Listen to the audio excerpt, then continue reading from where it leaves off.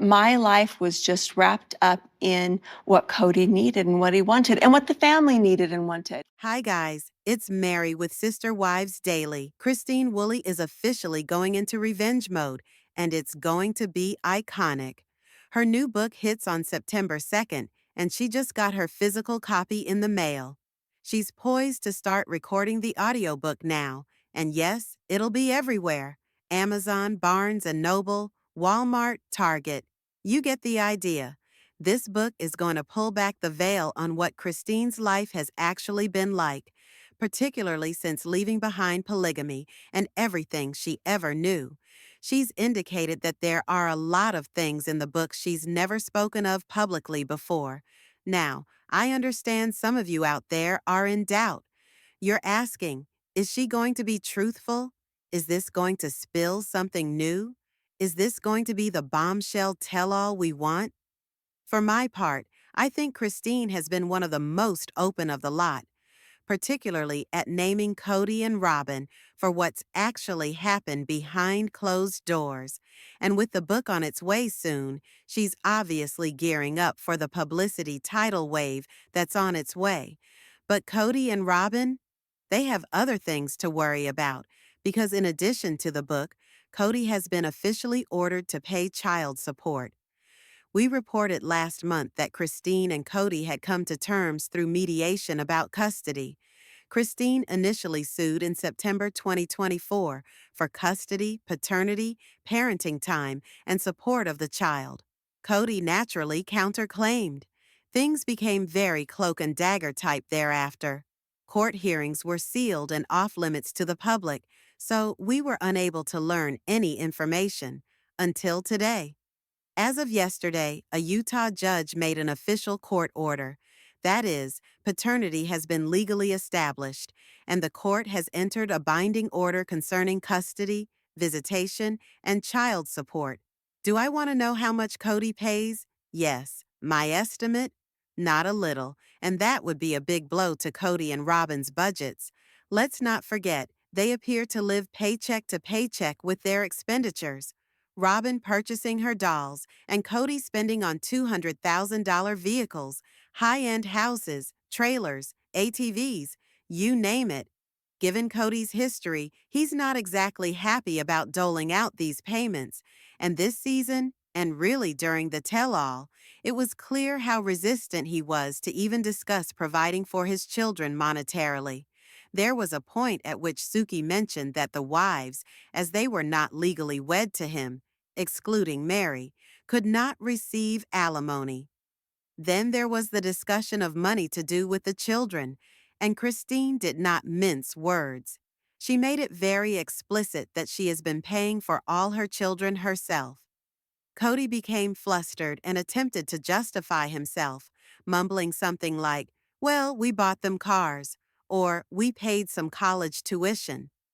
Okay, Cody, a $2,000 car does not exactly equate to child support, and most parents do more than that.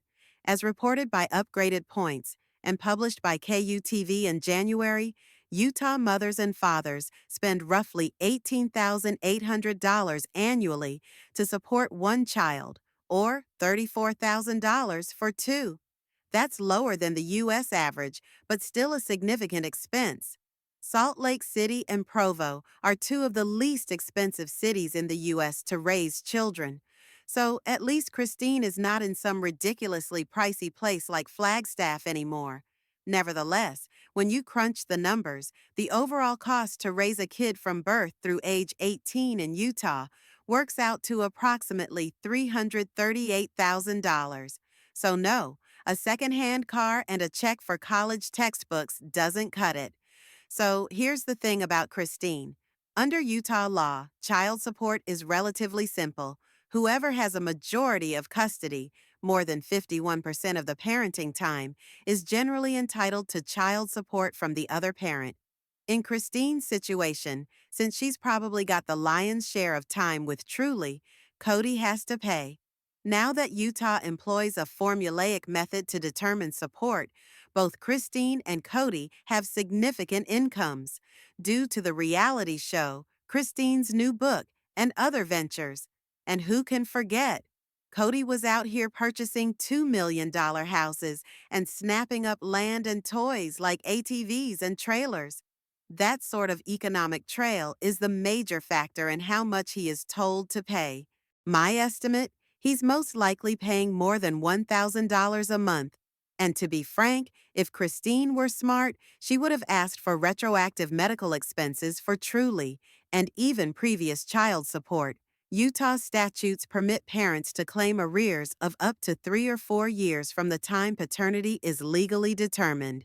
So she could have gone back and requested retroactive support. I'm still bitter, though, that Cody never paid for Isabel's spinal surgery. She had scoliosis and needed serious care, and he didn't even contribute. Not a single dollar. It's outrageous. Anyway, with this new court order in place, Cody is now legally obligated to follow through.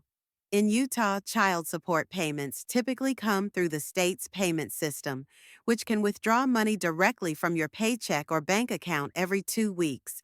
When you get behind, the state can put liens on your property, and if it gets bad enough, they can even hold you in contempt of court, and in extreme situations, charge you criminally with non-support. Now, that type of criminal punishment only comes into effect after you accumulate a large amount of unpaid support, but it does. Just see what happened to Kevin Franca, the spouse of Ruby Franca, who's now incarcerated along with Jody Hildebrandt for the worst abuse of her children. Kevin got behind on his child support by $8,000 to $10,000 after Ruby's arrest, and the court intervened. They made a judgment, garnished his wages, and began to take money out of his paycheck every 2 weeks until it was satisfied. So, yeah, if Cody gets behind, the court can do something. But if he's smarter than that, and that's a pretty big if, he'll just stay in current status and avoid further courtroom theatrics. But we all know Cody doesn't exactly have the best record of obeying rules. And let's get real. He's never been exactly enthusiastic about paying anyone anything. He even laughed at the women when they broke up with him, joking that they'd attempt to come after child support. He intimidated Christine, telling her that if she ever pursued it, he'd hire an attorney and bankrupt her. So the fact that she went and did it anyway? Classic. Oh, and here's the thing. Cody was recently seen at a Texas airport, and let's just say that he wasn't a happy camper. Photos taken on Reddit depict him going solo, no Robyn in attendance. Now, while the court filing did occur in Utah, he didn't actually have to be there himself for that. But still, his timing and look speak volumes. Fans are already predicting that there may be cracks emerging in his marriage to Robyn. She's mentioned she still desires polygamy, and Cody says he's had enough. Seriously, though, I don't think we'll be seeing each of them going their separate ways anytime soon. The only scenario I could envision Robyn departing is if the funds ran out or her children matured and no longer required Cody's financial support. As long as he's paying the bills, she's not going anywhere. As long as Robyn continues to get the money she desires, to go shopping and stock her house full of those freaky dolls, she'll remain. She'll handle whatever is happening in their marriage. And for real, Cody must be terrible to live with. So if she's electing to stay, then for real? They deserve one another. They're both horrible in their own ways. Christine, however, finally had her say. She did the one thing Cody never wanted her to do. She took him into court. A judge formally ordered Cody to pay child support. Paternity is legally settled. The custody and visitation arrangement is finalized, and it's all on paper. No more bickering, no more gray areas in the law. As long as everyone does their own work, it's all over now. And the best part is, Truly is doing great.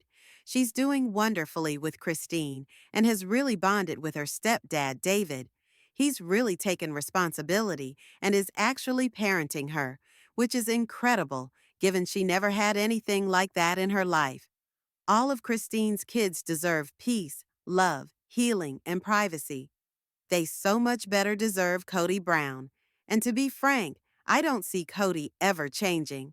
If you're curious about Christine's book, it's releasing on September 2nd, and you can find it at all the big bookstores.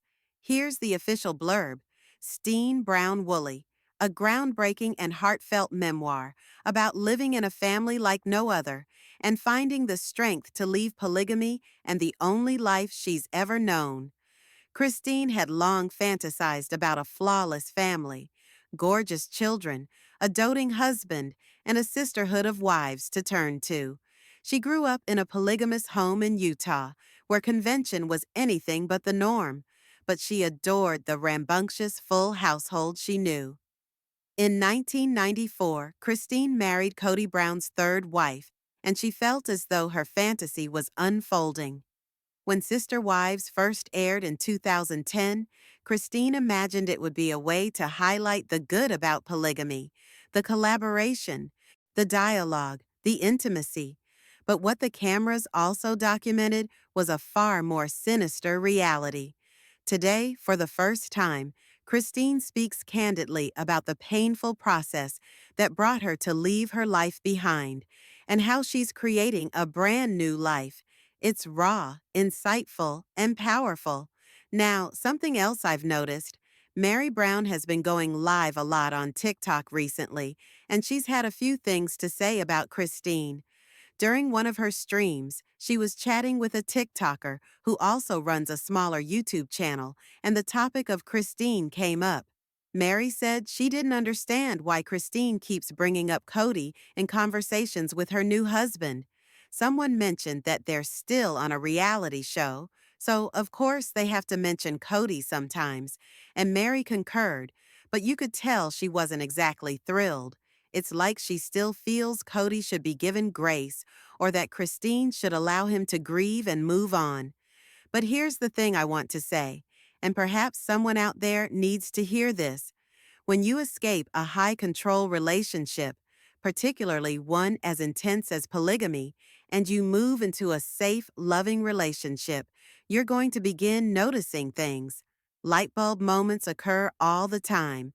You'll catch yourself saying, "Wow, with you, it's like this, and I never had that before." That's not stuck in the past. That's healing. And healing is also being able to speak through what you went through. Your new boyfriend becomes your confidant, your safe haven, your sounding board. And Christine's worth that. Mary may not get it because she hasn't yet reached that place, but Christine has, and she's finally maturing into the peace she's always been worthy of. It's a part of healing to say, "I didn't know this wasn't normal." That doesn't imply that you're comparing relationships.